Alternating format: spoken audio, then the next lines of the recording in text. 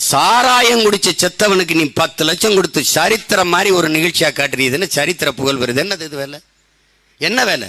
சாராயம் கள்ளச்சாராயம் காய்ச்சுவது சட்டப்படி குற்றம், குடிப்பதும் குற்றம். சட்டப்படி குடிச்சு செத்தவன் வித்தவன் இவனுக்கு சட்டப்படி அரசு 10 லட்சம் ரூபாய் நிவாரணம் கொடுக்குது. இது அரசா தரிசா?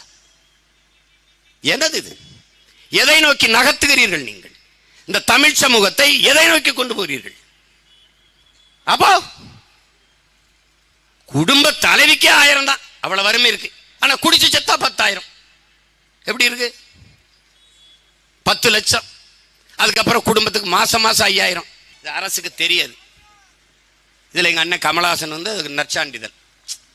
அது குடிக்காதீங்கன்னு சொல்ல முடியாது. ஏன் சொல்ல முடியாது? ஏன் சொல்ல முடியாது? மறுபடியும் ஒரு தடவை தயவு செய்து கொரோனா வரணும்னு நான் வேண்டிக்கிறேன். வந்தா மூடிடுவாங்க. குடிக்காதீங்கன்னு சொல்ல முடியாது, அளவா குடிங்கன்னு சொல்லணும். யார் அளந்து ஊற்ற போறது? யாரு? ஐயா ஸ்டாலினா இல்லை எங்க அண்ணன் கமலஹாசனா, தம்பி உதயநிதியா? 2 அவுன்ஸ் தாங்க. போங்க போங்க, 2 அவுன்ஸ் தான். இது எப்படி? போறவன்லாம் பதாக வச்சுட்டு படிச்சுட்டே அளவா குடிக்கணுமாம்டாடே. இந்த மாதிரி அறிவாளிகளை நீங்க எங்க கொண்டு சேர்ப்பீங்க?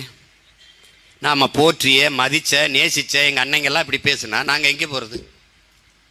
எங்கே போறது? கட்டையை வச்சு முட்டு கொடுப்பாங்க சென்றி போடும்போது. ஆனா தலையை வச்சு முட்டு கொடுக்கறத நான் இப்பதான் பார்க்கிறேன். நாங்க பெரிதும் நேசிச்ச கம்யூனிஸ்ட் இயக்கங்கள் அதுல தான் இருந்து வளர்ந்தோம். அதுல எங்க அண்ணன் முத்தரசன் மாநில பொதுச் செயலாளர். மதுக்கடையை முடிட்டா 39,000 பேருக்கு வேலை போயிடும் அப்படின்னு. அண்ணன் 38 லட்சம் பேருக்கு தாலி போயிடுச்சுன்னே. 38 லட்சம் பேர் தாலி எடுத்திருக்காங்க. தம்பி சொன்னான்ல 38.5 விழுக்காடு அப்படின்னா 38,50,000 பேர் இளம் விதவைகள் இந்த நாட்டில்.